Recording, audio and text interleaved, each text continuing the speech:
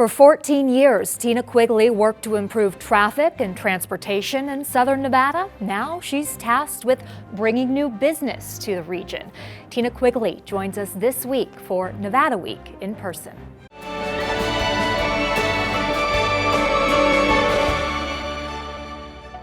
Support for Nevada Week in person is provided by Senator William H. Hernnstadt and additional supporting sponsors. Welcome to Nevada Week in Person. I'm Amber Renee Dixon. In February, the Las Vegas Global Economic Alliance named Tina Quigley its new president and CEO. But she is far from new to Southern Nevada, having led the all-important Regional Transportation Commission for 9 years. Tina, welcome. Thank you. Tell me, where are you from originally and what brought you to Las Vegas? Okay, and I think we all have a very similar story. You're probably going to align with it. So I'm originally from Northern California, a little town called Petaluma in Sonoma County. I went to school in Arizona. My degree program was in airport development. And I came out in between my junior and senior year of college to earn college credits while I was working at McCarran Airport. And I remember leaving after that experience, driving home in my little Toyota Corolla, with no air conditioning, thinking, I'm so glad to have had that experience on my resume, but I know a couple things. One, I don't want to go back to Las Vegas. I just didn't feel a connection with the city. And two, I didn't want to be a government employee, and I didn't want a desk job. But then I graduated, and McCarran Airport had made a generous offer to come back as a full-time intern. So I thought, well, I could go back for just a couple years. So I was one of those people who said, just a couple years, and then I'm going to move to Utopia, USA, right, and live a beautiful life. Which was, where did you think that was? I didn't know where that was yet. Okay. But anyway, it turns out that there was, this was early 90s, so much opportunity and optimism through the 90s and the 2000s, early 2000s, that I think hundreds of thousands of us came here thinking just 2 years. But we got exposed to projects and a culture that was just filled with, again, opportunity and excitement that it really made it hard to leave. So your job now is regional economic development, and you are tasked with convincing some of those people who have businesses you can connect to Las Vegas. We're going to talk more about that, but your degree in aviation business, airport business, I find it kind of wild. I mean, did you even know there was such a thing?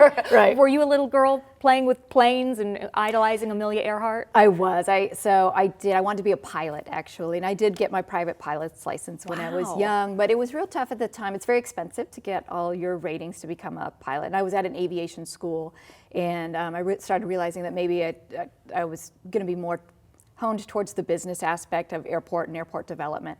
So I switched degrees. Okay, and so you got the job at now Harry Reid International Airport. I call it McCarran. It is it's Harry hard. Reid. Yeah, it's hard because it was for so many years.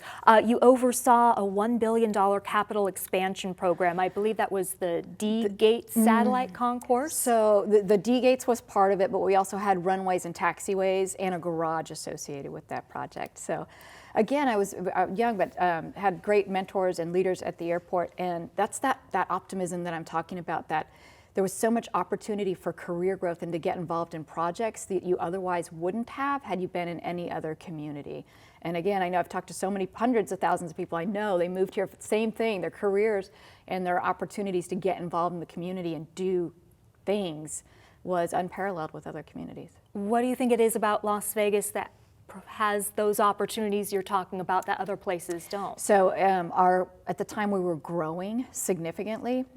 We had just, in the early 90s, the Mirage had opened. The Strip was reinventing itself. We were imploding things. Businesses were moving here. People were moving here for jobs. The cost of living was tremendous compared to, we had wages and cost of living. Again, unparalleled with other regions in the United States. So great place to start to set up for your career. Well, how does it compare to now? I mean, I feel like we're kind of in the same situation. I would agree with you. I think that we are at a period where we're starting to recognize, we'll jump into economic development, we're starting to realize the importance of growing beyond just gaming and hospitality. Gaming and hospitality will always be our primary, I'm going to call it spigot of money that's flowing into our economy's bucket. But growing off of that industry, growing into other industries that are related. So advanced manufacturing, providing the resources and supplies for gaming is an industry that we are tapping into. Sports and entertainment technology type businesses, clean energy type businesses. These are growing, and you're starting to feel that there is a mass exodus from other states, primarily California. And so I do think you're starting to feel this sense of we can be more, and people wanting to be a part of that we can be more. I'm excited to be a part of this next we can be more phase. Back to the airport. Since your time there, the Terminal 3 was established. I wonder, as you are talking to businesses maybe to relocate, if you talk about, hey, maybe is there a need, do you think, for the airport to further expand? That is so fun to hear you say that. To expand, yes, certainly. Now they're going to be challenged by some of the land limitations and starting to take a look at a secondary airport down towards state lines near Sloan or Jean. Wow. But just recently, I talked with a couple, when companies do choose to locate here, we'll have a lunch with them welcoming them. And I did hear from two of the companies just recently, one of the reasons they chose to locate here was because of the Harry Reid International Airport and the fact that they could get to any other market in the United States really easily. One of them was saying that, yes, she had markets, she was moving her headquarters here, but she had markets in other states. And with it, she can do day trips to some of these other markets where she wouldn't be able to do that at any other of the any other locations. So okay. We are very lucky. The fact that we have travel and tourism, it brings with it frequent air service from all over the United States. Let's move to the Regional Transportation Commission of Southern Nevada. You got that job, and I feel like sometimes in life when we get promotions or different careers, it moves us a little bit away from our passion sometimes. Was that the case for you, moving from aviation to runways to roadways, I guess? It wasn't, and I'll tell you why. And the other thing is I think it's important, and you probably all will agree, that we do kind of grow. Sometimes you have to change your career in order to grow and to keep yourself engaged. So I had a boss, his name was Jacob Snow, who at the airport, and he was moving over to the RTC, and he was there for a few years. They asked if I wanted to come and be deputy, and I wasn't sure either because I was thinking, I don't know, roads and buses. But he told a story to me about his vision for what he thought the role of transportation was for a community. And it was a vision where you are truly a part of building a community and allowing people who need access to transportation to get to their jobs, building neighborhoods with what we call complete streets, where we have roads, but we also have landscaping and sidewalks and lighting. Talking about a traffic management system where we move towards employing technology more and more to instead of just stagnated cycles, pre-programmed cycles of traffic management, but moving towards adaptive technologies. And it's really easy to get passionate about that kind of stuff, to feel a part, to recognize the value of transportation in a community. That's one of the primary infrastructures, but then to be allowed to think big about what can we do to lead not only our community, our region, but also the nation in some of this stuff. It was just too yummy to pass up. So, well, when you are talking to businesses about the current transportation system, what are you saying? I imagine there are areas that need improvement. Oh, absolutely. The successor to my position, I left right before COVID, and my successor, MJ Maynard, who's doing a great job, took in. And I remember telling her, it's such a fun job, you're gonna love it. Basically it's all set up, we just need some funds to expand. COVID hit, she had to reduce the number of service hours, which means the number of, reduce the amount of access that our transit riders had to places like their jobs or church, et cetera.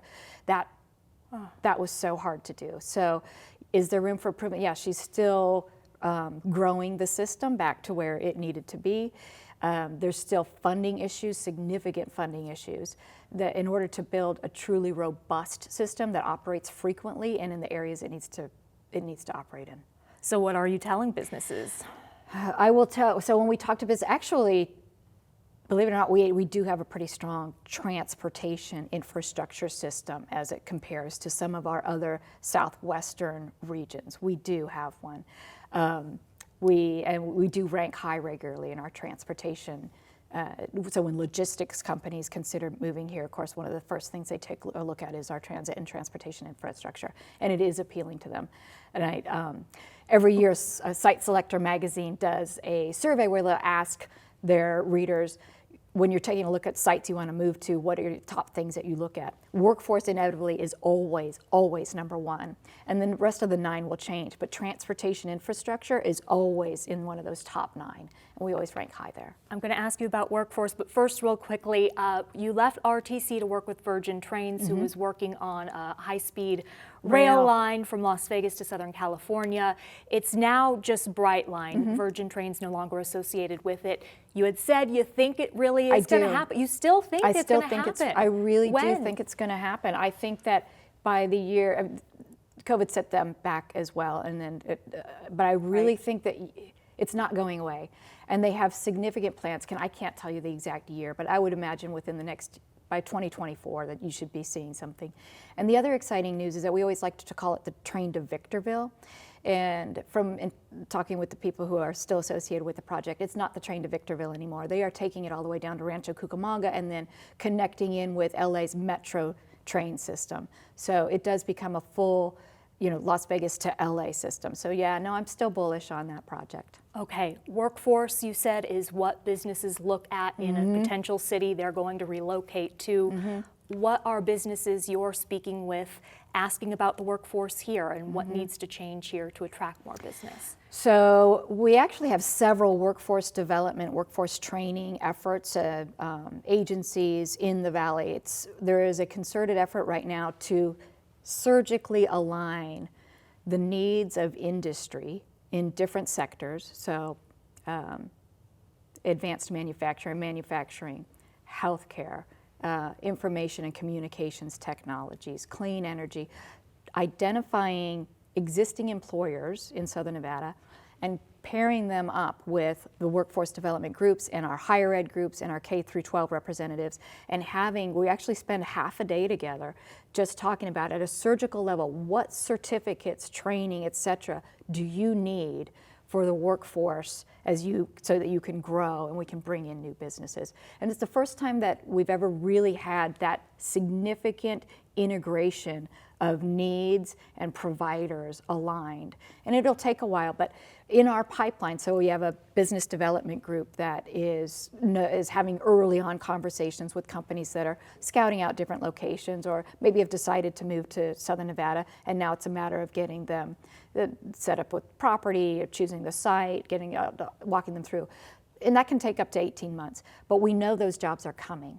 So we can work with them, and again, those higher ed and workforce development providers and we have to do that. I mean, this isn't like an option.